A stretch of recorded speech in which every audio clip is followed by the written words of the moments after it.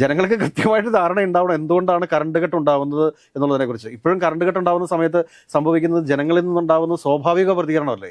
ശരിക്കും പറഞ്ഞു കഴിഞ്ഞാൽ മന്ത്രി സണ്ണി ജോസഫ് ഇപ്പം ഇന്നലെ പറഞ്ഞൊരു കാര്യമുണ്ട്. കാരണം അത് രാഷ്ട്രീയമായിട്ട് ഈ ഒരു വൈദ്യുതി അത് കറണ്ട് കട്ടിനെ നിങ്ങൾ കാണരുത് എന്നൊരു അഭ്യർത്ഥന അദ്ദേഹം കേരളത്തിലെ പൊതുസമൂഹത്തോടായിട്ട് നടത്തിയിട്ടുണ്ട്. ഇത് പ്രശ്നം എന്താണെന്ന് ചോദിച്ചു കഴിഞ്ഞാൽ കഴിഞ്ഞ സർക്കാരിനെതിരെ രാഷ്ട്രീയ ആരോപണങ്ങൾ ഉന്നയിച്ചാണ് വലിയൊരു നരേറ്റീവ് ആ സർക്കാരിനെതിരെ ഉണ്ടായത് എന്നുള്ളതാണ് ഒരു യാഥാർത്ഥ്യം. ഒരു സർക്കാർ വന്നതിന് ശേഷം അടിയന്തരമായിട്ട് തന്നെ ആ വകുപ്പിൻ്റെ മന്ത്രി ചുമതലയേറ്റ ഉടനെ തന്നെ മറ്റ് വൈദ്യുതി ഉൽപ്പാദന മാർഗങ്ങളെക്കുറിച്ച് കൃത്യമായിട്ട് പഠിക്കണമായിരുന്നു. മറ്റ് സംസ്ഥാനങ്ങൾക്ക് ബാർട്ടർ സമ്പ്രദായം അനുസരിച്ചിട്ട് വൈദ്യുതി തിരിച്ചു നൽകേണ്ട ഒരു ഉത്തരവാദിത്വം ഉണ്ട് എന്നുള്ള കാര്യത്തെക്കുറിച്ച് പഠിക്കണമായിരുന്നു. മഴ ഉണ്ടാവില്ല എന്നുള്ളൊരു മുന്നറിയിപ്പ് 6 മാസങ്ങൾക്ക് മുമ്പ് വൈദ്യുതി വകുപ്പിനും ബോർഡിനും ഒക്കെ അറിയാവുന്ന കാര്യമാണ്. സർക്കാർ വിചാരിച്ചാലും പൊതുമേഖലയിൽ തന്നെ നമുക്ക് വേണമെങ്കിൽ ഈ സോളാർ പ്ലാന്റുകൾ സ്ഥാപിക്കുന്നതിന് വേണ്ടിയിട്ടുള്ള അല്ലെങ്കിൽ സോളാർ പ്ലാന്റേഷൻസ് സ്ഥാപിക്കുന്നതിന് വേണ്ടിയുള്ള നടപടിക്രമങ്ങൾ സ്വീകരിക്കാം. നമസ്കാരം. ഈ മന്ത്രിസഭയിൽ മുഖ്യമന്ത്രി വി ഡി സതീശൻ കഴിഞ്ഞാൽ പിന്നെ ജനങ്ങൾ ഒരുപക്ഷെ ഏറ്റവും അധികം മനസ്സിൽ പ്രാഗിക്കൊണ്ടിരിക്കുന്ന ഒരു മന്ത്രി വൈദ്യുതി വകുപ്പ് മന്ത്രി സണ്ണി ജോസഫ് ആയിരിക്കും. കഴിഞ്ഞ 3-4 ദിവസം എന്നല്ല, കഴിഞ്ഞൊരു 1-2 ആഴ്ചയായിട്ട് കേരളത്തിന്റെ അവസ്ഥ ഇതാണ്. പഴയ ലോഡ് ഷെഡിങ് കാലം മലയാളികളെ നോക്കി പല്ലിളിച്ചുകൊണ്ടിരിക്കുമ്പോൾ കുറച്ച് അത് മന്ത്രിയുടെ മറുപടികളും അങ്ങനെയാണ്. കാരണം ഈ അടുത്ത കാലത്തൊന്നും ഈ പ്രശ്നം പരിഹരിക്കാൻ നമ്മളെ കൊണ്ട് കഴിയില്ല, മഴ കുറവാണ് എന്നുള്ളതൊരു വസ്തുതയാണ്. എൽ നിനോ പ്രതിഭാസം ഈ വർഷം കേരളം അടക്കമുള്ള മേഖലകളിൽ മഴ കുറയ്ക്കും എന്നത് ഒരു 5-6 മാസം മുന്നേ തന്നെ പ്രവചിക്കപ്പെട്ടിട്ടുള്ള കാര്യമാണ്. അപ്പോൾ കൃത്യമായ വേനൽക്കാല പ്ലാനിങ്ങുകൾ ഇവിടെ പാളിയിട്ടുണ്ട്. അതുപോലെ തന്നെ മന്ത്രി പറയുന്നൊരു കാര്യം, നമുക്ക് കൈമാറ്റ വ്യവസ്ഥയിലാണ് കഴിഞ്ഞ വേനൽക്കാലത്ത് കേരളം ഓടിയത്. അപ്പോൾ അന്ന് മറ്റ് സംസ്ഥാനങ്ങളിൽ നിന്ന് അടക്കം വാങ്ങിയ വൈദ്യുതി ഇപ്പോൾ നമുക്ക് തിരിച്ചു കൊടുക്കേണ്ട ഒരു അവസ്ഥയാണ്. അതിനുള്ള കറണ്ട് പോലും നിലവിൽ കേരളത്തിൽ ഉൽപ്പാദിപ്പിക്കപ്പെടുന്നില്ല എന്നൊരു അവസ്ഥയാണ്. അപ്പോൾ എന്താ കുഴപ്പം എന്ന് ചോദിച്ചു കഴിഞ്ഞാൽ, എൽ നിനോ 1-2 മാസം നീണ്ടു നിൽക്കുന്നൊരു പ്രതിഭാസമല്ല. ഈ വർഷം കേരളത്തിൽ മഴ കുറയും എന്ന് തന്നെയാണ്. ഈ വർഷം ഇനിയും പകുതിയായിട്ടുള്ളൂ, ഒരു 6 മാസത്തോളം ബാക്കിയുണ്ട്. അതിനപ്പുറം കാത്തിരിക്കുന്നത് കടുത്ത വേനലാണ്. എന്ന് വെച്ച് കഴിഞ്ഞാൽ കേരളത്തിൽ ഇനി അങ്ങോട്ട് കറണ്ടേ ഉണ്ടാവില്ല എന്നുള്ളൊരു അവസ്ഥയുണ്ട്. ഇത് പരിഹരിക്കാൻ നിലവിൽ വൈദ്യുതി മന്ത്രിക്ക് കഴിയുന്നില്ല. കഴിഞ്ഞ ദിവസം മുഖ്യമന്ത്രി വരെ പങ്കെടുത്തൊരു പരിപാടിയിൽ കറണ്ട് പോകുന്നൊരവസ്ഥ ഉണ്ട്. അതൊരു നാണക്കേട് കൂടിയാണ്. ഇനി എന്താണ് ഒരു പരിഹാരം? കാരണം കറണ്ട് കൊണ്ട് ഇത് പരിഹരിക്കാൻ പറ്റുന്നില്ല, അതായത് ജലവൈദ്യുതി കൊണ്ട്. ഇനി എങ്ങനെ കേരളം ഇത് മറികടക്കും? ശരിക്കും പറഞ്ഞു കഴിഞ്ഞാൽ മന്ത്രി സണ്ണി ജോസഫ് ഇപ്പം ഇന്നലെ പറഞ്ഞൊരു കാര്യമുണ്ട്. കാരണം അത് രാഷ്ട്രീയമായിട്ട് ഈ ഒരു വൈദ്യുതി അത് കറണ്ട് കട്ടിനെ നിങ്ങൾ കാണരുത് എന്നൊരു അഭ്യർത്ഥന അദ്ദേഹം കേരളത്തിലെ പൊതുസമൂഹത്തോടായിട്ട് നടത്തിയിട്ടുണ്ട്. ഇത് പ്രശ്നം എന്താണെന്ന് ചോദിച്ചു കഴിഞ്ഞാൽ കഴിഞ്ഞ സർക്കാരിനെതിരെ രാഷ്ട്രീയ ആരോപണങ്ങൾ ഉന്നയിച്ചാണ് വലിയൊരു നരേറ്റീവ് ആ സർക്കാരിനെതിരെ ഉണ്ടായത് എന്നുള്ളതാണ് ഒരു യാഥാർത്ഥ്യം. പല വിഷയങ്ങളെയും ഇപ്പം ആരോഗ്യവകുപ്പുമായി ബന്ധപ്പെട്ട് ഉണ്ടാകുന്ന പല പ്രശ്നങ്ങൾക്കും അനാവശ്യമായ ചില നരേറ്റീവുകളും രാഷ്ട്രീയമായിട്ടുള്ള അല്ലെങ്കിൽ പേഴ്സണൽ ആയിട്ടുള്ള പല ആരോപണങ്ങളും ഉയർത്തിയതാണ് UDF-നെ സംബന്ധിച്ച് ഇപ്പോഴത്തെ ഈ ഒരു പ്രതിസന്ധിക്ക് കാരണമെന്ന് പറയുന്നത്. അന്ന് ആരോഗ്യ മേഖലയിൽ ഉണ്ടാകുന്ന പ്രശ്നങ്ങൾ അതിനെ UDF അതിശക്തമായിട്ട് അഡ്രസ്സ് ചെയ്യുന്നു. പക്ഷേ ഇപ്പോൾ ഈ പ്രതിപക്ഷം LDF എന്ന പ്രതിപക്ഷം ഈ പറയുന്ന രീതിയിൽ ആരോഗ്യ മേഖലയുമായി ബന്ധപ്പെട്ടുണ്ടാകുന്ന ചികിത്സാ പിഴവുകളെയൊന്നും വലിയധികം രാഷ്ട്രീയമായിട്ട് എതിർക്കുന്നില്ല, അല്ലെങ്കിൽ അതിനെ രാഷ്ട്രീയമായി കണ്ടുകൊണ്ട് അതിനൊരു പ്രതിഷേധവുമായിട്ട് രംഗത്ത് വരുന്നില്ല എന്നുള്ളൊരു വസ്തുതയാണ്. പിന്നെ കറണ്ട് കട്ട് എന്ന് പറയുന്നത് സ്വാഭാവികമായിട്ടും മഴ കുറയുന്ന സമയത്ത് സംഭവിക്കുന്നതാണ്. എന്നാൽ അതിന് വേറുള്ള മാർഗങ്ങളാണ് കണ്ടെത്തേണ്ടത്. സർക്കാർ അധികാരത്തിൽ വന്നിട്ട് 55 ദിവസം അടുക്കാൻ വേണ്ടി പോവുകയാണ്. ഈ 55 ദിവസം എത്തുന്ന സമയത്തും സർക്കാർ ഞങ്ങളിപ്പോൾ വന്നിട്ടല്ലേ ഉള്ളൂ എന്ന് പറയുന്നതിൽ അർത്ഥമില്ല.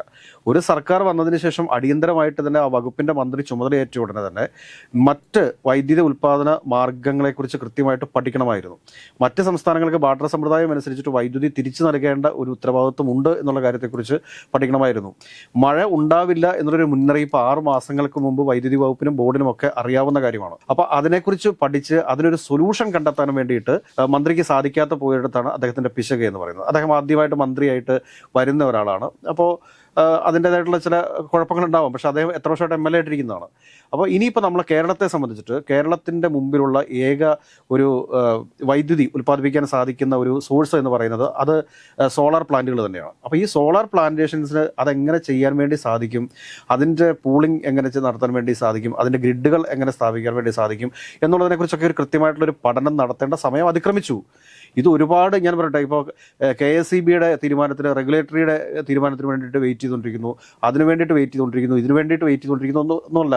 മന്ത്രി ഇതൊരു അടിയന്തരമായിട്ടുള്ള കാര്യമായിട്ട് പരിഗണിക്കണം. അടിയന്തര ആവശ്യമുള്ള ഒരു കാര്യമാണ് വൈദ്യുതി എന്ന് പറയുന്നത്. വൈദ്യുതി ഇല്ലാതെ കേരളത്തിന് മുമ്പോട്ട് പോകാൻ വേണ്ടി സാധിക്കുമോ?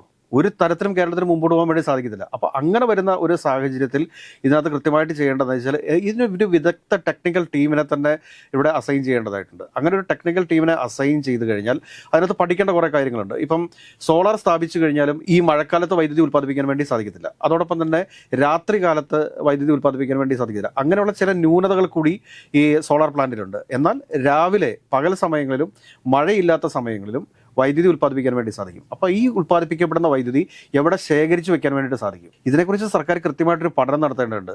അങ്ങനെ ശേഖരണം നടത്താൻ വേണ്ടിയിട്ടുള്ള പൂളുകൾക്ക് എത്ര കോടി രൂപയുടെ എക്സ്പെൻസ് ആണ് വരാൻ വേണ്ടി പോകുന്നത്.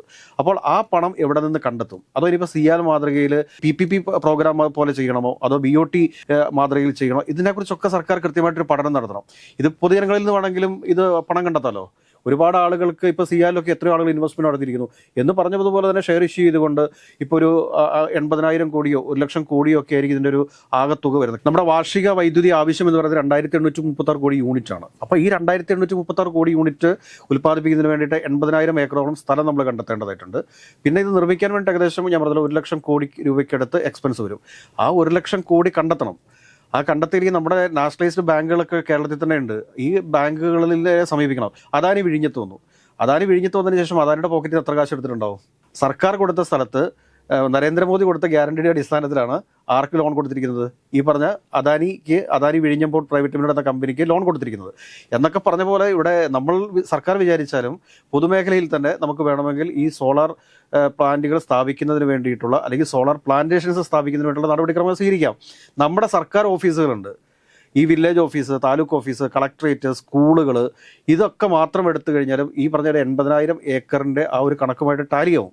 അപ്പോൾ അതിലേക്കൊക്കെ സർക്കാർ പോകണമെന്നേ. കാരണം മലയാളികളെ അണ്ടർ എസ്റ്റിമേറ്റ് ചെയ്യില്ല. കാരണം മലയാളി വിചാരിച്ചാൽ മലയാളികൾ എത്രയോ ഐഡിയ മറ്റു രാജ്യങ്ങൾക്ക് നൽകുന്നു.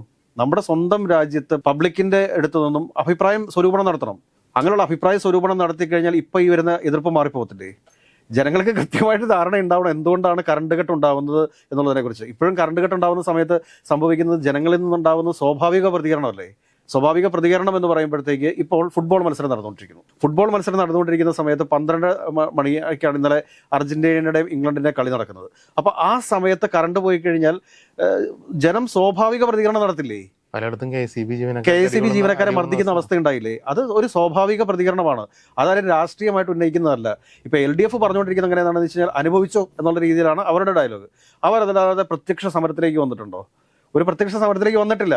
ജനങ്ങൾ തന്നെയാണ് ഇലക്ട്രിസിറ്റി ഓഫീസിലേക്ക് പോകുന്നത്. അതുകൊണ്ട് മന്ത്രി പറഞ്ഞ ഒരു കാര്യം തിരുത്തേണ്ടതുണ്ട്. പ്രതിപക്ഷം ഇതിനെ രാഷ്ട്രീയമായിട്ട് ഉപയോഗിക്കുന്നില്ല. ഇപ്പോൾ കഴിഞ്ഞ ദിവസം തന്നെ ഇന്നലെ മുഖ്യമന്ത്രി സംസാരിച്ചു കൊണ്ടിരിക്കുന്ന സമയത്ത് കറണ്ട് പോകുന്ന അവസ്ഥ. അതുകൂടാതെ കഴിഞ്ഞ ദിവസം റിപ്പോർട്ടർ ചാനലിന്റെ ചർച്ചയ്ക്കകത്ത് ആലപ്പുഴ MLA AD തോമസ് പങ്കെടുത്തുകൊണ്ടിരിക്കുന്ന സമയത്ത് കറണ്ട് പോകുന്നു. അപ്പോൾ സ്മൃതി പരുത്തിക്കാട് ഇന്ന് ചിരിച്ചുകൊണ്ട് പറയണം, കറണ്ട് പോയിട്ടോ, കറണ്ട് കട്ടാണ് കേട്ടോ എന്ന് പറഞ്ഞ് കളിയാക്കുന്നുണ്ട്. അപ്പോൾ ഇത് നമ്മൾ ഒരു കാര്യത്തെക്കുറിച്ച് കൃത്യമായിട്ട് അപ്ഡേറ്റ് ചെയ്യുകയും അതിൻ്റെ അകത്ത് ആക്ഷൻ ടേക്കപ്പ് ചെയ്ത് അത് എക്സിക്യൂട്ട് ചെയ്യാൻ വേണ്ടിയിട്ടാണ് ശ്രമിക്കേണ്ടത്. കേരളത്തെ സംബന്ധിച്ചിട്ട് കേരളത്തിൽ ഇനി കൊണ്ട് ആണവനിലയം സ്ഥാപിക്കാൻ വേണ്ടി പറ്റുമോ? അതിന് പറ്റത്തില്ല. കൂടുതൽ ജലവൈദ്യുത പദ്ധതികൾ കൊണ്ടുവരാൻ വേണ്ടി പറ്റുമോ? പറ്റത്തില്ല. ഈ അതിരപ്പള്ളിയൊക്കെ വലിയ പദ്ധതിയായിട്ട് വർഷങ്ങളായിട്ട് കിടക്കുന്നതാണ്. പക്ഷേ പാരിസ്ഥിതിക പ്രശ്നം, ആ പ്രശ്നം, ഈ പ്രശ്നം എന്നൊക്കെ പറഞ്ഞുകൊണ്ട് അതധികം മുമ്പോട്ട് കൊണ്ടുപോകാൻ വേണ്ടി സാധിക്കാത്ത ഒരുപാട് കോംപ്ലിക്കേഷൻസ് ഉണ്ട്. ഇപ്പോൾ ഇമ്മീഡിയറ്റ് ആയിട്ട് തന്നെ സർക്കാരിന് ചെയ്യാൻ പറ്റുന്ന കാര്യം എന്താണെന്ന് ചോദിച്ചു കഴിഞ്ഞാൽ 80,000 ഏക്കർ സ്ഥലം കണ്ടെത്തുക. ആ സ്ഥലം കണ്ടെത്താൻ വേണ്ടിയിട്ട് നമ്മുടെ ഗവൺമെൻറ് ഓഫീസുകൾ, ഹോസ്പിറ്റലുകൾ, സ്കൂളുകൾ ഇതിൻ്റെയൊക്കെ മാത്രം മുകളിൽ സ്ഥാപിച്ചാൽ മതി. പിന്നെ ആവശ്യത്തിന് നമ്മുടെ സാധാരണക്കാരായിട്ടുള്ള ആളുകളുടെ വീടുണ്ടല്ലോ, ആ വീടുകളുടെ മുകളിൽ സ്ഥാപിക്കുക. പിന്നെ ഇതിങ്ങനെ വിശാലമായിട്ട് കിടക്കുന്ന കൃഷി സ്ഥലങ്ങളുണ്ട്, കൃഷി ചെയ്യാൻ സാധിക്കാതെ കിടക്കുന്ന കൃഷിയിടങ്ങളുണ്ടെന്ന് വിചാരിക്കുക. അപ്പോൾ അങ്ങനെയുള്ള കൃഷിയിടങ്ങളൊക്കെ ഐഡൻറ്റിഫൈ ചെയ്യുക, പണം കണ്ടെത്തുക, എക്സിക്യൂട്ട് ചെയ്യുക. ഈ 3 കാര്യങ്ങളാണ് സർക്കാർ ചെയ്യേണ്ടത്. ഇത് ഇമ്മീഡിയറ്റ് ആയിട്ട് തന്നെ ചെയ്യാൻ പറ്റുന്നൊരു പ്രോസസ്സാണ്. അതായത് ഇനിയും ഉണ്ട് 6 മാസം. ഈ ഒരു വർഷം കടന്നു പോയിട്ട് 6 മാസമുണ്ട്. ഇപ്പോൾ ഈ സെപ്റ്റംബർ ഒക്ടോബറിലൊന്നും എനിക്ക് തോന്നുന്നില്ല. August, September, October, November, December ഈ 5 മാസം ഈ പറയുന്ന രീതിയിൽ വലിയൊരു ചൂടുണ്ടാവത്തില്ല. പക്ഷേ ഇപ്പോഴും നമ്മളൊരു കാര്യം ഓർക്കണം കേട്ടോ. കാരണം ഒരു മഴയൊന്നും നിന്ന് ഒരു അരമണിക്കൂർ കഴിയുമ്പോഴത്തേക്ക് ഭൂമി വീണ്ടും ഹീറ്റ് ആവുകയാണ്. അപ്പോൾ അങ്ങനെയുള്ളൊരു അവസ്ഥയിൽ പ്രത്യേകമായിട്ട് സർക്കാർ ശ്രദ്ധിക്കേണ്ട കാര്യമുണ്ട്. അടിയന്തരമായിട്ട് സർക്കാർ ചെയ്യാതെ വന്നു കഴിഞ്ഞാൽ വലിയ രീതിയിലുള്ള ജനകീയ പ്രതിഷേധങ്ങൾ ഉണ്ടാവും. അത് ഒരു പൊളിറ്റിക്കൽ പാർട്ടി ഏറ്റെടുക്കേണ്ട ആവശ്യമില്ല. നമ്മുടെ വീട്ടിൽ കറണ്ട് പോയി കഴിഞ്ഞാൽ നമ്മുടെ അയൽപക്കത്തെ വീട്ടുകാരെല്ലാവരും കൂടെ ചേർന്നിട്ടായിരിക്കും KSEBിലേക്ക് ഫോൺ ചെയ്യുന്നത്. അവിടെ CPM കാരനുണ്ടാവും, കോൺഗ്രസ്സുകാരനുണ്ടാവും, BJP കാരനുണ്ടാവും, എല്ലാവരും ഉണ്ടാവും. ഒരു റെസിഡൻഷ്യൽ ഏരിയ എന്ന് പറയുന്നത് എല്ലാവരും കൂടെ ചേർന്നതല്ലേ. അപ്പോൾ അതുകൊണ്ട് അത് ജനകീയ പ്രതിഷേധങ്ങളിലേക്ക് പോകാതിരിക്കാൻ വേണ്ടിയിട്ട് മന്ത്രി പ്രത്യേകം ശ്രദ്ധിക്കേണ്ടതുണ്ട്. അടിയന്തരമായിട്ട് മന്ത്രി സണ്ണി ജോസഫിന്റെ ഇടപെടൽ വേണ്ടത് ഈ പറഞ്ഞ കാര്യങ്ങളിലേക്കാണ്.